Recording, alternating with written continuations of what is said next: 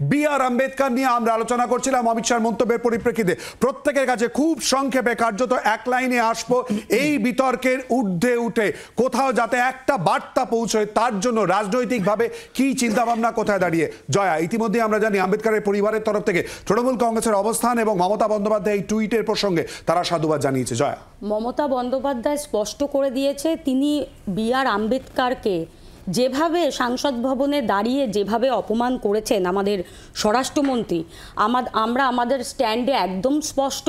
আমরা সর্বপ্রথম তৃণমূল কংগ্রেসই রাস্তায় নামছে এই প্রতিবাদের জন্য, এবং তৃণমূল কংগ্রেসই সংসদ ভবনে দাঁড়িয়েও প্রতিবাদ জানিয়েছে। অবিলম্বে অমিত শাহকে ক্ষমা চাইতে হবে, যতদিন না ক্ষমা চাবে আমরা প্রতিবাদ কর্মসূচি আমরা চালিয়ে যাব। দেখুন, এটা খুব সত্যি সত্যি ভালো লাগছে যে ভারতবর্ষের সংবিধানের ড্রাফটিং কমিটির সভাপতি এবং ভারতের দলিত সমাজের নেতা, যিনি পুনাপ অ্যাক্ট স্বাক্ষর করে যা গান্ধীজিকে বাধ্য করেছিলেন এই পিছিয়ে পড়া মানুষদের জন্য সংরক্ষণের ব্যবস্থা করতে, সেই লোকটাকে আজ এত বছর পরে, স্বাধীনতার এত বছর পরে এবং সংবিধানের এত বছর পরে, সেই লোকটাকে নিয়ে আজকে রাজনীতি করার প্রয়োজন মনে করছে এই যারা আজকে উচ্চ যারা একদিন অমিত শাহকে অপমান, যারা একদিন আম্বেদকরকে অপমান করেছিল, সেই অমিত শাহ বক্তব্য ধরে তাকে অপমানের যারা করেছিল তারা আজকে সম্মান দেওয়ার জন্য অন্তত আম্বেদকরের মূর্তি নিয়ে, আম্বেদকরের ছবি নিয়ে রাস্তায় কংগ্রেস, তৃণমূল, সিপিএম হাঁটবে, এটাই ভারতীয় জনতা পার্টি চায় এবং তারা করুক। আমরা সম্মান দেই।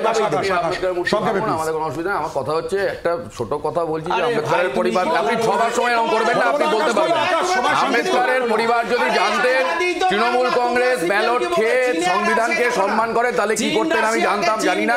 কিন্তু বাংলা কথাটা হচ্ছে, গান্ধী আর গডসে যেমন একসাথে হয় না, আম্বেদকর আর বিজেপিও একসাথে হয় না, আম্বেদকর আর মনুবাদ একসাথে হয় না।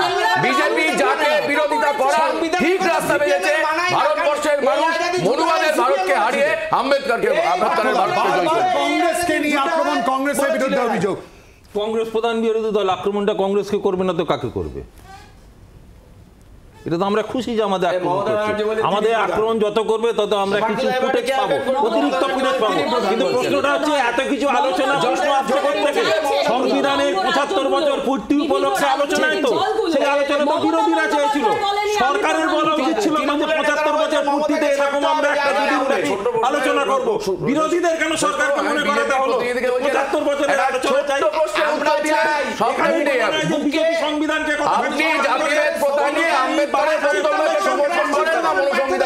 যারা আম্বেদকরকে ছোট করেছিল আপনি আম্বেদকরের বক্তব্যকে সমর্থন করেন না, মনু সংহিতাকে সমর্থন করেন। ছোট্ট প্রশ্ন, আপনি আম্বেদকরকে জাতপাত ব্যবস্থাকে আম্বেদকর ঘৃণা করেছিলেন, আমরা জাতপাত ব্যবস্থাকে ঘৃণা করি।